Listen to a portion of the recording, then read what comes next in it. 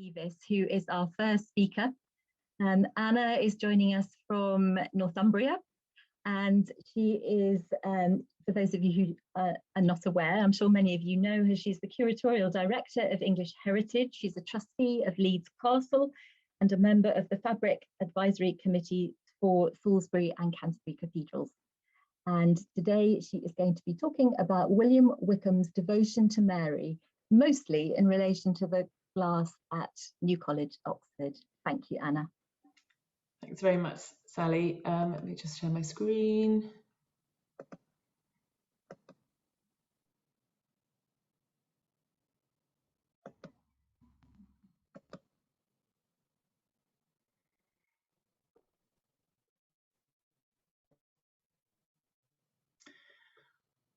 Right. Before I start, I just wanted to say very briefly, first of all, Olivia, thank you. That was really beautiful. And I met Kathy first in, I think, about the early 90s when I was working at the National Monuments Record, and Kathy was looking for images for her work on the Virgin Mary in wall paintings and stained glass. So we met on this subject, and I later got to know her in Oxford. We moved there more or less at the same time. And I did some teaching for her, but always very warm and sparky, which is a great combination. As Sally said, I'm going to be talking about Wykeham, William Wykeham, and his devotion to the Virgin Mary, particularly really at New College. Throughout his 37 years as bishop, he became bishop just in his early 40s in 1367 and lived till 1404. So a great long tenure as bishop. Throughout those years, he sponsored a continuous programme of building works throughout and beyond his diocese, and there was never a year in which his craftsmen, his team of masons and carpenters were not creating, remodelling or fitting out a church, chapel, chapter house or chamber. Much of the architectural patronage, of course, related to the upkeep and upgrading of the Winchester estate. So he substantially remodelled over 6 of the episcopal residences, itself a creditable record of benefaction for any bishop. His most significant projects at Winchester Cathedral, Winchester College and New College, Oxford, had a more explicit commemorative aspect. And this is why the Virgin Mary enters the picture, because, of course, she was the primary intercessor. So for Wykeham and many others, he chose her as the focus for his devotion, as a way of ensuring the best possible chance of progress through purgatory. Before we go on to New College, I just want to say something about his chantry chapel at Winchester Cathedral, because it sets the scene really for what we're going to come on at New College. It's these pictures by John Crook. On the right-hand side, you can see the chantry chapel in situ in the nave of Winchester Cathedral, and on the left-hand side, you can see a view almost from the effigy on Wykeham's monument, looking east at that reredos, which is stacked full of niches. Those figures, of course, are modern interpolations, but they give a sense of the image-packed east end of that little chapel. So the chantry chapel housed Wykeham's tomb, of course, and it was to be the location for the celebration of 3 daily masses for Wykeham and the souls of his parents and benefactors. The mass is to be said by 3 monks. Now, the location of the chantry chapel in some ways is fitting, because Wykeham had committed to the rebuilding of the nave at Winchester Cathedral. So this was a great place to put the chantry chapel. It was the visible and enduring evidence, if you like, of that commitment. And the nave at Winchester, which was in building from 1394 and completed after his death, remains an extraordinary legacy in its own right. The location of the chapel is also said to have been chosen by Wykeham because it was the place where a Lady Mass was celebrated in his youth. There was supposedly an image of the Virgin Mary there, so it was a place that that had devotional importance for him too. In addition to the 3 daily masses to be said, there was an evening Antiphon ceremony. And this was it was ritual of some elaboration, really. 3 masses a day is quite a lot. And then every evening, this Antiphon ceremony, a Marian Antiphon, of course. In most monastic uses, an Antiphon was sung after Compline, but from the mid-14th century in secular uses, at Exeter, example, the evening Antiphon was treated as a separate devotion, often the focus for a particular commemoration, which is how Wykeham intended it here. So from 1349, for example, the choristers of St Paul's Cathedral sang a Marian anthem for Sir John Pulteney in his chapel before an image of the Virgin Mary. At Lincoln in 1380, Bishop Buckingham paid the choristers to sing an antiphon to the Virgin. And from 1395, choristers at Salisbury Cathedral performed a Marian antiphon before the high altar every evening to show their gratitude for a bequest left them by Bishop Waltham. So it's in that tradition, really, that Wykeham is doing this at Winchester. It's worth saying that such antiphon ceremonies provided the opportunity for increasingly polyphonic embellishment by singers. I think something Cathy would have been interested in. This may have been the case at Winchester, which was one of the first monastic cathedrals to appoint a cantor to instruct its choristers. Wykeham's evening memorial was enacted by boys trained by the accomplished musician John Ties, employed by the monks to enhance the cathedral liturgy through the composition and performance of polyphony, among others. Other duties.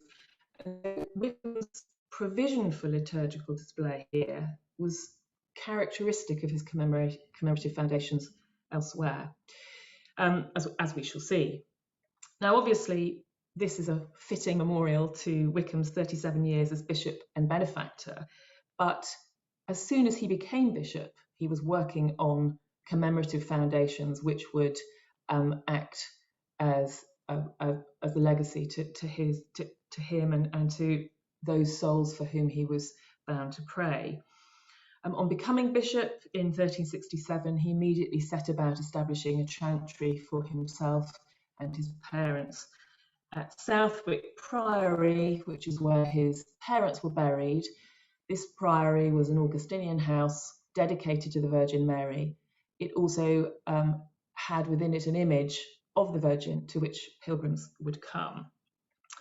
In 1369, he then started his plans for what was to become his major foundation, his twin foundation of colleges at Oxford and Winchester.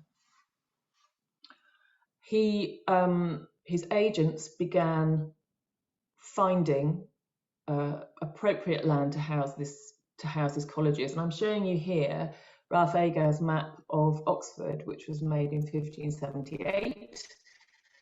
So 2 centuries after the college was founded. The college was founded in 1379, but Wykeham's agents are working on it long before that. And you can see here, I hope, if I can find the pointer. This is the city of Oxford. The city wall goes around here. Merton had been founded here a century or 2 earlier, and here is New College. So in the 1360s and 70s, Wykeham is amassing land in this corner of Oxford and also endowments for the college. And he's also set up communities of scholars in Oxford and prepare for the foundation to set up. Now, the New College as built was staggeringly large in terms institutionally. Its provision for 70 fellows was massive, much bigger than anything else in Oxford. And physically, it towered over the city wall. It was a coherently planned complex from the start, set a new standard really in college design, and was enormously influential for centuries to come. And the Virgin Mary, it's worth saying, of course, that the college was dedicated to her, as was the feeder school at Winchester, which I'll come on to a bit later. I'm showing you here the entrance to the college, the gatehouse, and on the gate are sculpted images of Wykeham here and the angel Gabriel kneeling before the Virgin Mary. So it's an image of Wykeham as a benefactor, but as a seeker of intercession, praying before the Annunciation. Now, this is it's interesting for many reasons, and one of which is that this is the public face of the college. So this is, any passerby would see this image. And in a sense, it is a simply emblematic, it's an emblem of what the college is about. The college is dedicated to the Virgin. It's Wykeham's college. He's the founder of it, and in a sense, this is a Ronseal image. You know, this is what it tells us. So it's branding, if you like, for the college, but it doesn't. It's not limited to the outside public face of the college. The image of Wykeham kneeling before the Annunciation was present on the outer face of the gatehouse, also on the inner face, which we'll see in a moment, and also on the tower, which was led to the hall and the muniment room. So here we are. This is the outside face of the college. On the inner face of the same building is exactly the same scene, the restored Wykeham here, but exactly the same scene. And here on the Muniment Tower is the same scene again. So this is a message not only for the public, the lay population outside the college, but very much for its inhabitants too. And this is there's a way, in fact, Veronica Decker has suggested this actually, that having this image here may well have been a prompt to passers-by and to the inhabitants of the college to say an Ave Maria on seeing it. And certainly the very full liturgy which Wykeham provided for at the college, which is laid out in his statutes, 7 masses a day, plus the offices, all scholars and fellows to attend a mass a day, and all fellows and scholars to say 50 Ave Marias after attending mass. Also another Antiphon ceremony, and it was very full. So I think that makes sense to me, and it's certainly the case, as we'll see. There's a way in which the imagery that Wykeham uses in his college chapel and on the buildings actually does have a direct relationship with the liturgical and devotional practice that he expected from his communities. The other thing I'd just like to mention, Michael Carter, for this point, is about the significance of the location of the Annunciation as an image above these doorways. Why the Annunciation and why not simply an image of the Virgin and Child? And he makes the point in an article he's written about images of the Annunciation at Rievaulx and Fountains Abbey, that Nicholas Love's English translation of the Meditations on the Life of Christ talks about devotional aspects of the Annunciation and describes how the doors of heaven, closed by the sinfulness of Eve, were opened by the Virgin's humility and obedience at the Annunciation. So there is a symbolic neatness or purpose to having the Annunciation positioned over a doorway, and certainly that seems to work here as this position over the entrance to the college. It's also worth saying that Wykeham's embellishment of the gatehouse at New College is of course part of a much broader tradition and practice which is evolving at this time. And Julian Luxford and John Goodall, among others, have written about what's going on in the development of monastic and secular gatehouses and porches, and the way in which imagery is deployed on those. And the context relates to that. It's interesting, of course, that in common with most of Wykeham's work at New College, there's no heraldry here. the image that is emblematic of him is this image, and that seems to me significant too. These are images of Winchester College, where this is again the warden's lodging with the same scene on either side, although the iconography is slightly different in that the angel Gabriel is standing, the figures are all more or less the same size, and so on, but the idea is the same. And another important point, of course, is that whereas in secular and monastic buildings, the gatehouse is usually simply that, it's an entrance point, removed from, if you like, the what's at the centre of the institution. That's not the case here. These gatehouses being also the warden's lodgings, and that's a really important point. It's a very high status part of the building. The warden was appointed almost as Wykeham's representative, overseeing the community, both literally, he could see everybody coming in and going out. At New College, he also had an oratory which enabled him to see into the chapel. So there's also something important about the association of this image of the Annunciation and Wykeham with the warden, and what that says about the important relationship between the two. And finally, while we're on the gatehouse, I just want to say something about the iconography.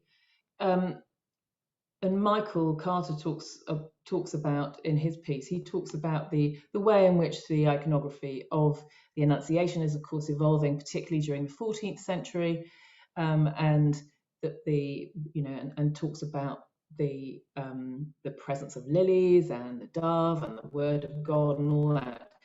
None of that. Just quickly returning to New College, this is. It's monumental. The Virgin is very clearly standing on a pedestal. It's simple, and this relates very closely actually to the way in which Wykeham treats the figures, or Wykeham's glazier treats the figures in the stained glass of the chapel too. By contrast, for example, with the 15th century gatehouse at Kingswood Abbey in Gloucester, where the Annunciation adorns the front of the gatehouse, but in a very different way, with prominence given to these iconographic emblems, the lilies, God's the Word of God here, the dove, and so on. All of this is not in evidence at New College. This is a plan of the college, and I'm just going to now focus on what's going on in the chapel, which is where there were many images in the sculpture and stained glass of the Virgin in different contexts. Just speed on a bit. So here we are looking east. The chapel at New College famously had no east window, but it had this enormous stone reredos on the party wall between the chapel and the hall.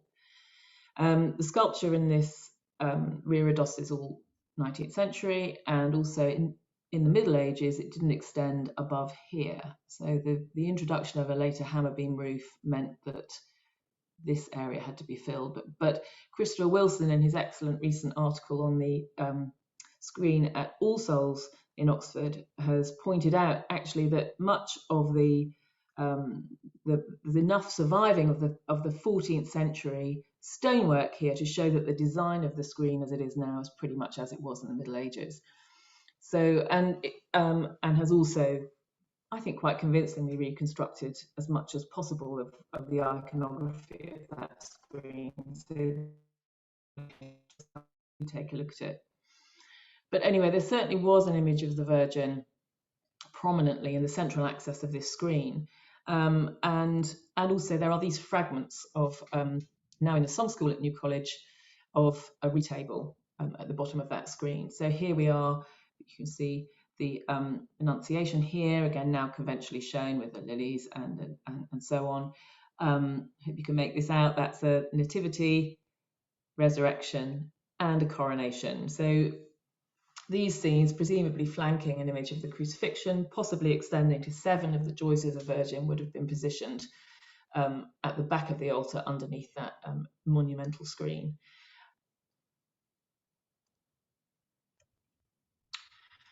Now, as you can see, and I'm sure many of you know the building, it's characterised by these enormous windows. almost kind of cathedral size, really. And the windows were filled, I mean, now they are full of mainly 18th century glass, but they were filled with monumental large figures, as shown here on the right-hand side. These are two figures that were originally on the north side of the chapel. And on the north side of the chapel, there was a sequence of Old Testament figures, prophets running along the upper half of every window, and a series of patriarchs, mainly, along the lower register, beginning with Adam. And it's worth just mentioning here that Eve is included in that sequence, and that the figures, the Old Testament figures in the lower register of those windows, seem to be types of Christ. And so it's significant, I think, that Eve is included as a type of the Virgin Mary. And there's a close-up here of Eve on the right-hand side and of the Virgin Mary on the left.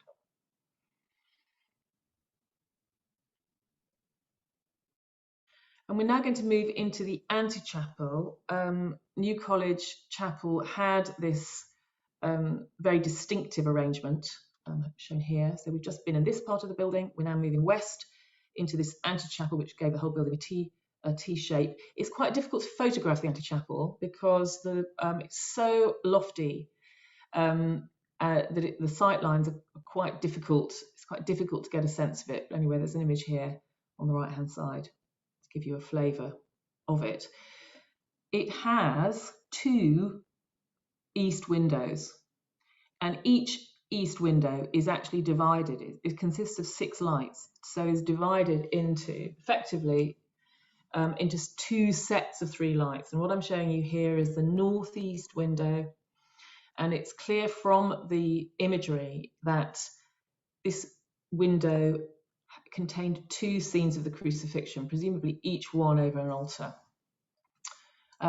It's very difficult to read because these figures are insertions, but if we just concentrate on the right-hand side here, you will see here the stump of a cross. So there was a figure of the crucified Christ here, flanked by the Virgin Mary and John.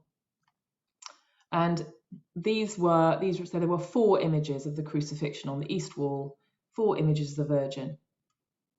And here is a little detail of the image that survives on the south side in the east window.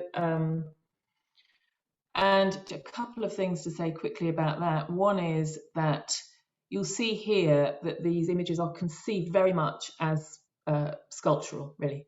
So they're standing on pedestals. There's a lot of stipple and smear shading, which gives a kind of sculptural quality to them. And as you can see here, every window had an inscription running along the bottom in Latin to pray for William of Wykeham. And the Virgin Mary herself, of course, is identified by crowned initials, very much in keeping with this sort of late 14th century modes of representation.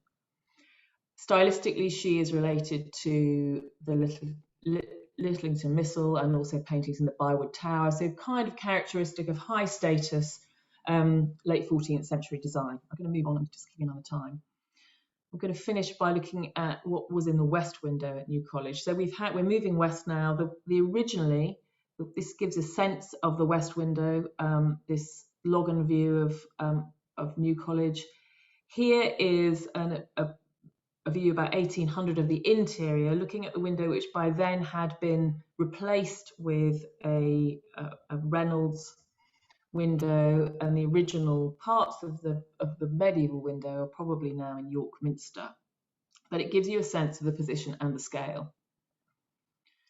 Now we know quite a lot about the iconography of that window, that west window. It's a Jesse tree, and it's very likely to have been similar, if not identical, to a Jesse tree that was made for Winchester College around the same time in the 1390s. And I'm just really going to finish, Sally, I promise very quickly, by saying 1 or 2 things about that Jesse tree.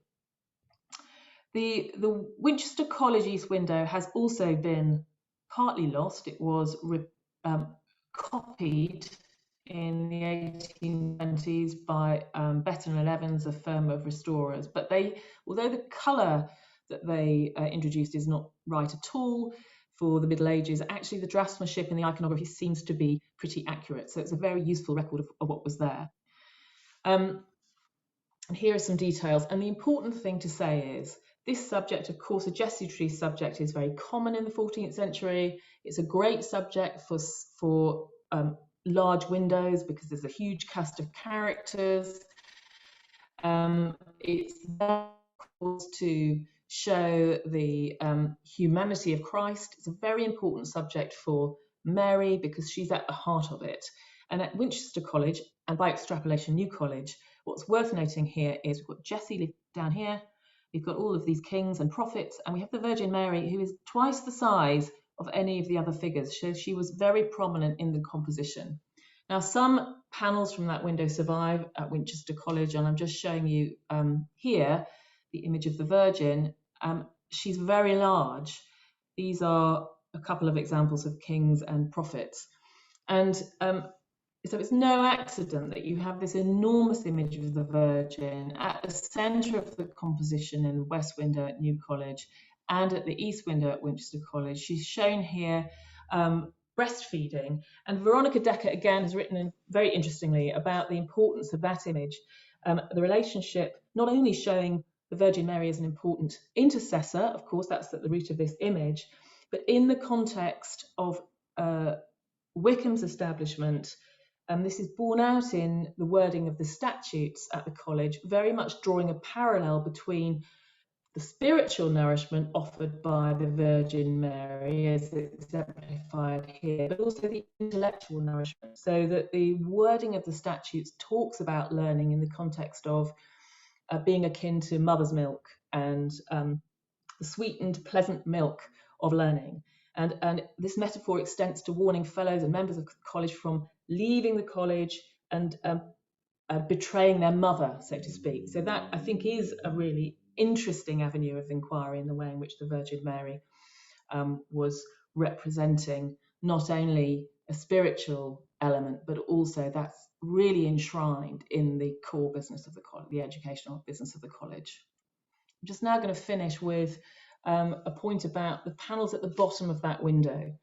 Now, again, this is Winchester College, but there were 4 panels, I'm afraid I haven't got a slide on one of them, flanking the figure of Jessie at the bottom of that window. And they relate specifically to aspects of the liturgical practice in both institutions. So they relate to the commemoration of particular figures in the masses to be said. Wykeham, of course, but also Edward III and Richard II. And each panel shows the figure to be commemorated, here Wykeham, kneeling before his chosen intercessor. So here he is kneeling before the Virgin and Child. On the left-hand side of the window, this is obviously a Betton and Evans copy, he was kneeling before the Annunciation. And Richard II kneeling before John the Baptist, and the missing link is Edward III, who's kneeling before the Trinity. And I just want to finish here really by just saying that, of course, what's interesting about Wykeham here is he's not only placing himself before the Virgin at the base of this window, but alongside his royal patrons as well, and he's very much positioning himself, as he wished to be remembered, of course, as a royal courtier as well as a bishop. I think I'll wind up now because I can see it's 10:34. So thanks very much. Thank you for being so timely and for starting off our day with a session that reminds us about the various attributes of the Virgin Mary, both as intercessor, but also that great point about her being a source of intellectual nourishment, really appropriate for today. I have 4 questions in the chat. First of all, from Leslie Milner. Do you have any idea where the choristers stood when they sang the Antiphon at Winchester? Were they inside the tomb enclosure? And great lecture. Hi, Leslie. Thank you. I don't know. I mean, the tiles in the Chantry Chapel are very worn, and so I mean, my assumption was that they were inside. I don't know practically how that works. I haven't actually been in it myself, I'm sorry to say, but my assumption is that it would happen inside. But I may well be wrong. Owen Toller asks or apologises. There was a little break-up. Your signal came and went a little bit. He asked, when you explained the significance of the image of the Annunciation, I think that was towards the beginning when you were talking about the Warden's Gatehouses. Could you repeat the significance of the Annunciation in that particular position? Oh, okay. I was talking about Michael Carter's has published an article which talks about the Annunciation as a doorway to release from sinfulness, and that this is something that's written about by it's in Nicholas Love's translation of Meditations on the Life of Christ. He talks about this as a door through to heaven from the sinfulness basically started by Eve. So that's why. Okay, great. It occurred to me both of those images at New College and at Winchester College, the positioning of the window embrasures between the Virgin and Gabriel and Wykeham. Do you think there would be any point at which, if someone were to be looking out of those windows, from the point of view of spectators below, they would, as it were, become part of maybe the moment? I don't know. Yeah, maybe. Okay. It struck me that at both instances the windows were positioned in between those. Yeah, no, that's true. Yeah, interesting. Barbara Hawley, could you repeat the details of the Marian Antiphon sung in St Paul's Cathedral in the 14th century in memory of Sir? Yeah, who was question mark. It was Sir John Pulteney. Great, thank you. And lastly, Philip Lancaster, a very interesting talk. You point out that there is no heraldry on the gatehouses and entrances you discussed. Is there any heraldry on the bosses of the gatehouse vaults? Oh, I don't know.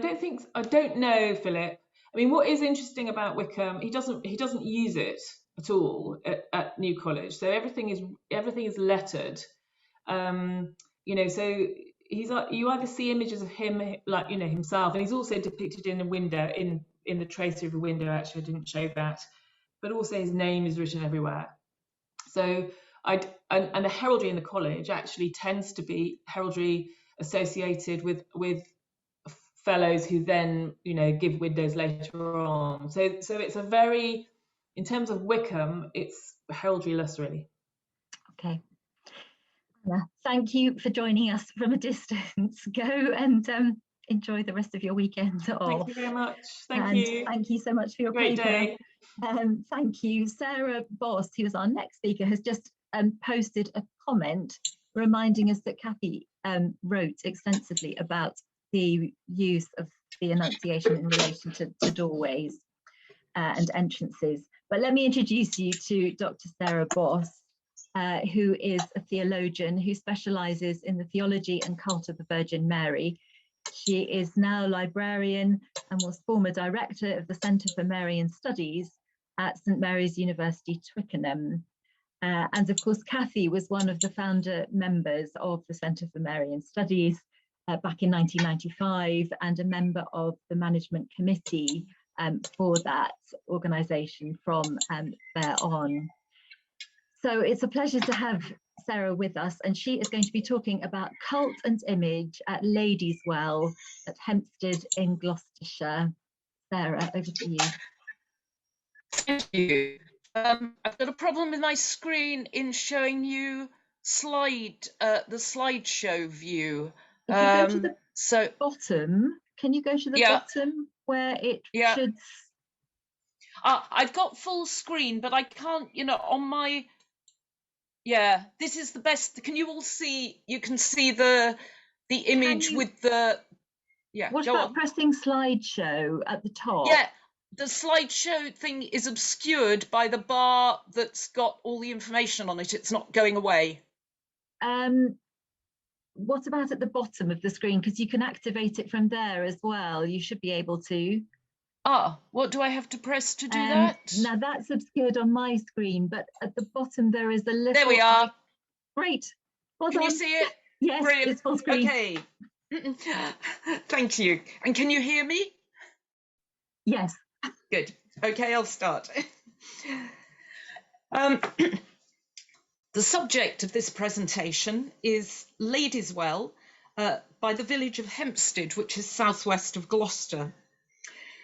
There's a fine well house there, and the back wall of the well house has a relief carving on it of the figure that English language art historians call the Virgin of Mercy.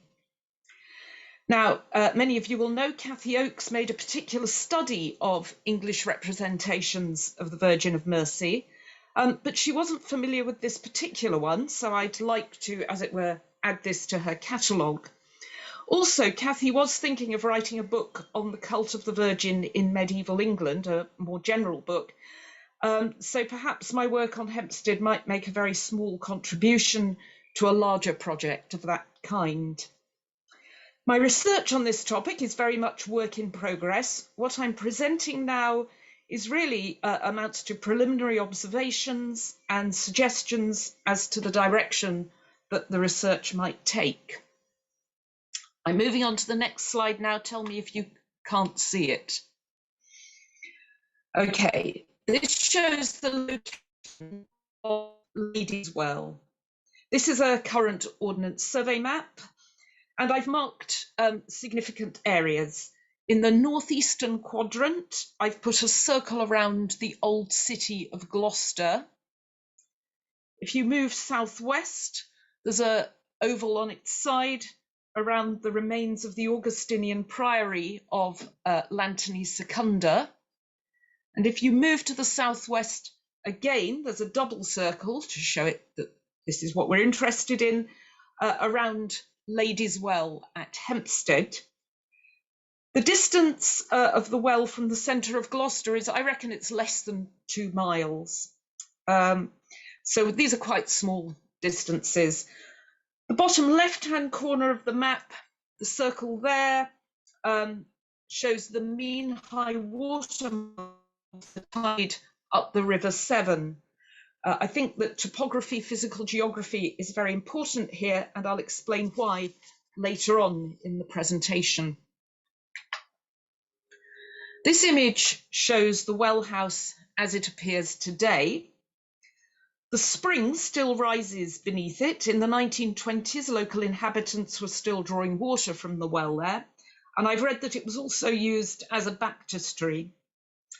But the ground around it and in it is now dry, and that's because about 10 or 12 years ago, the landowner put in a pipe to channel the water down the bank away from the well house to a trough at the bottom of the hill. And this is the back of the well house, and you can see the trough at the bottom of the hill there. This is looking with the well house behind you towards the River Severn, the trough again on the right-hand side of the photograph. In the past, Ladies' Well commanded quite a good view of the River Severn, but that's now blocked by trees, at least in summer. This is a view. In the southeastern quadrant, you can see Our Ladies' Well marked there with the historic interest symbol.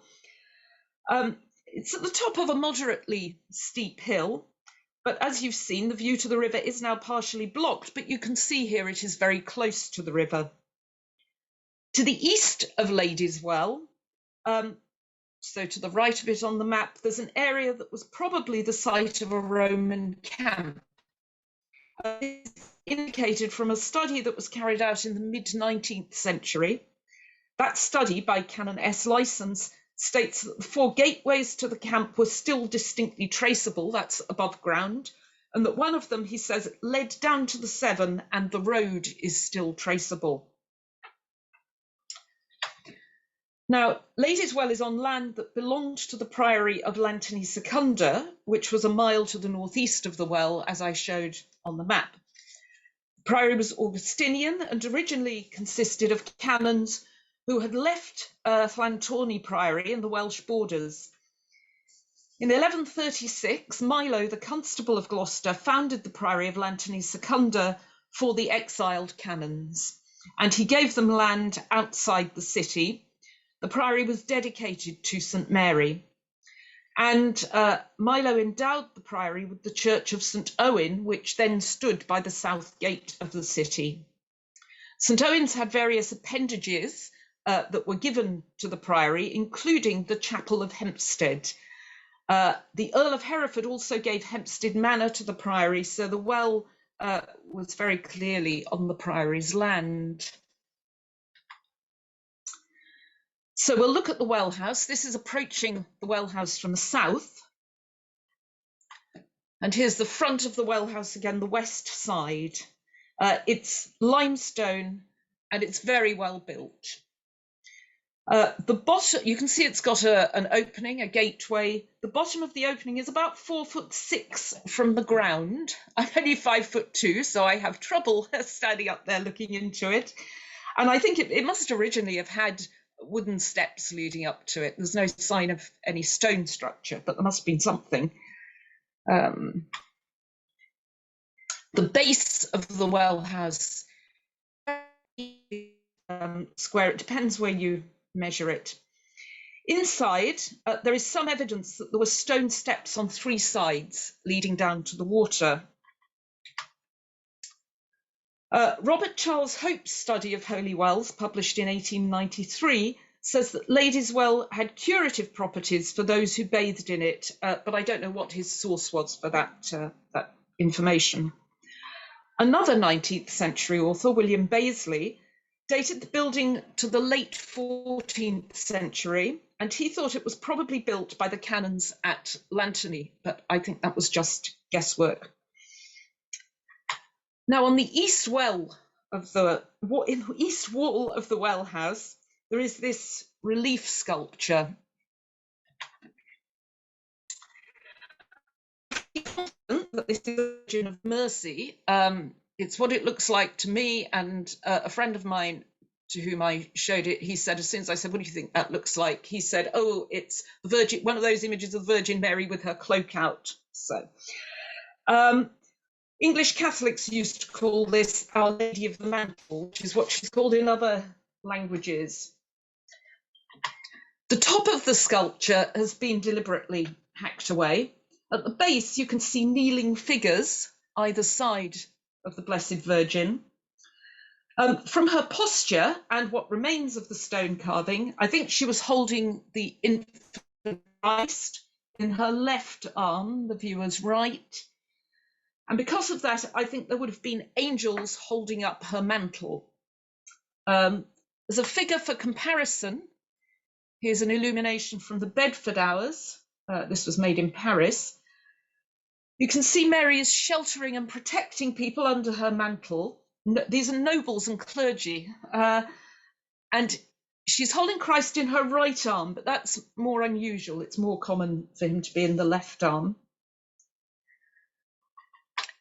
Here's an example in which the Virgin is not holding Christ, which is probably more common. The figures are placed, as it were, on top of one another for the perspective, and I think that's what we see at Hempstead. The figures here are turned in towards the Virgin, as here in this German one.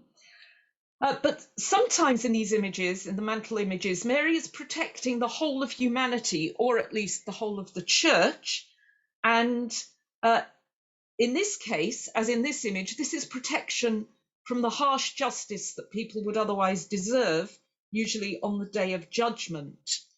So the figures here are naked, signifying that their worldly status counts for nothing in the face of God's judgment. This is how they will emerge from their graves on the last day.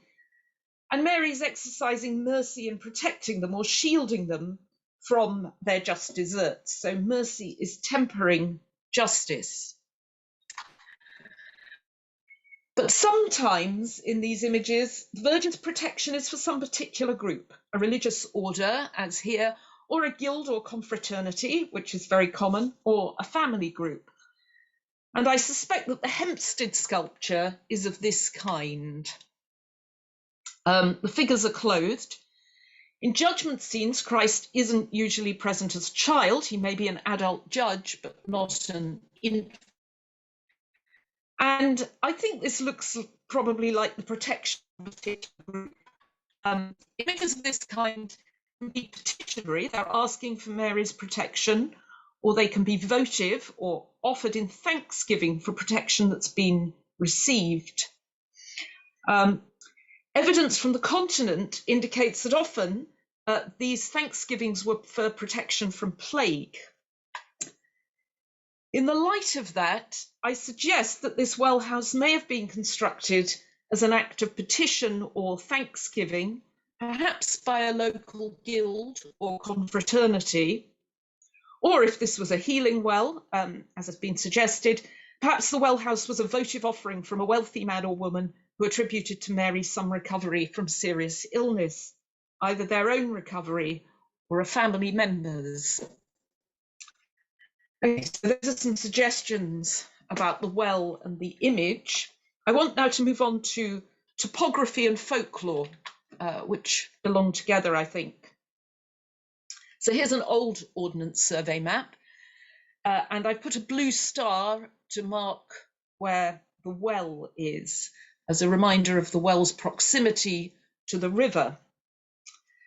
Now, in Roy Palmer's collection of folklore of Gloucestershire, published in 2001, he says there's a story that the Virgin Mary herself came to this spot. The story is that she was in a boat and was on her way to visit Joseph of Arimathea at Glastonbury. But her boat was swept upstream on the Severn Bore, and she came to land on the riverbank here and walked up the hill and discovered the well. Now, just in case you're not familiar with the Severn Bore, it's a phenomenal tidal wave that comes up the river and is especially impressive, of course, when the tides are at their highest at the equinoxes. Ladies Well overlooks the upper tidal reach of this extraordinary river, and the folklore obviously links together the Virgin Mary in her boat with the river and the well. Now, that might just appear to be a kind of one-off, rather extraordinary bit of folklore, but in fact, there is a similar at Kidwelly in Carmarthenshire. Here's a map of the Bristol Channel and the River Severn. In the top right-hand corner of the map, you can see Gloucester, where Hempstead is. If you then move westwards to the northwest quadrant of the map, you'll come to Carmarthen, and move south of Carmarthen and you'll come to Kidwelly, which I've marked there. Now, Kidwelly has a lady well in Welsh, Vire. It's situated in a marshy meadow to the north of Kidwelly Castle. It is now hard to find, but it is findable. You can see on the left here the meadow, the marshy meadow in which it's situated, and on the right, the way it appears today. It has a stone well basin. When you stand on it, you can feel stone underneath the earth. And this overlooks the River Gwendraeth, the Gwendraeth Fach. So on the left here, you can see, this is a view showing the vegetation that marks the line of the stream flowing through Arvell Mead from the Mary Well to the river, and beneath the river flowing beneath the meadow. The meadow is directly ahead of you. According to tradition, the Virgin Mary arrived at Kidwelly by ship. Kidwelly was a port, is the old quayside. It's said that when Our Lady arrived at Kidwelly, a local man killed her there, and at the spot where she was killed, the spring sprung up. So the Ffynnon Vire is the place where she was killed. According to another version of the legend, Mary came to the shores of Kidwelly and asked a man to cast her back into the sea, and instead he killed her, and his whole family have been cursed to this day. Now, there are obviously some points of similarity between Kidwelly and Hempstead. In the legend, there's the linking of the Virgin Mary with travel by boat and the origin of the Holy Well. Also, in both cases, the suggestion this wasn't really where Mary intended to be. But there's also analogous topography between the two places. This map shows you Kidwelly Castle with its distinctive plan, Google marker. And it's over the river, it's above the level of the mean high tide here. If you look northeastwards, you can see a spring marked on this map with a stream flowing from there to the river. That spring is the Lady Well. So again, the spring is overlooking the river's upper tidal reach and connected to this legend about Mary's arrival by boat. Perhaps navigation is an important element in the history of the cult. Okay. Now, here you can see the castle with the river and the meadow ahead. In fact, there are a number of other remnants of Marian and water cults that survived at Kidwelly into modern times. And I'm going to read, this is the parish church, which is on the other side of the river from the castle and the well. And I'm going to read now a section from Eric Hughes's book on the history of Kidwelly. Within the church is a figure of the Virgin crowned holding the infant Saviour, which is sculpted in pure white alabaster. Originally it was full size. You can see the Virgin's legs are now missing. And it's considered to be a fine example of 14th century art. At first, it was installed in a niche situated behind the pulpit, which I've marked here. But later on, it was transferred to an alcove located above the main entrance door. Here's the porch on the left, and inside you can see that niche. In the late 19th century, the women of Kidwelly regarded the statue with such veneration that Vicar Griffiths became extremely annoyed, especially when they curtsied to the image as they passed into the church. Okay, so to quote Griffith Evans, writing in 1915, one woman related that as they passed into the church for divine service, they occasionally poured water into a large stoop to the right of the doorway, surreptitiously dipped their fingers therein, and marked their foreheads with the sign of the cross.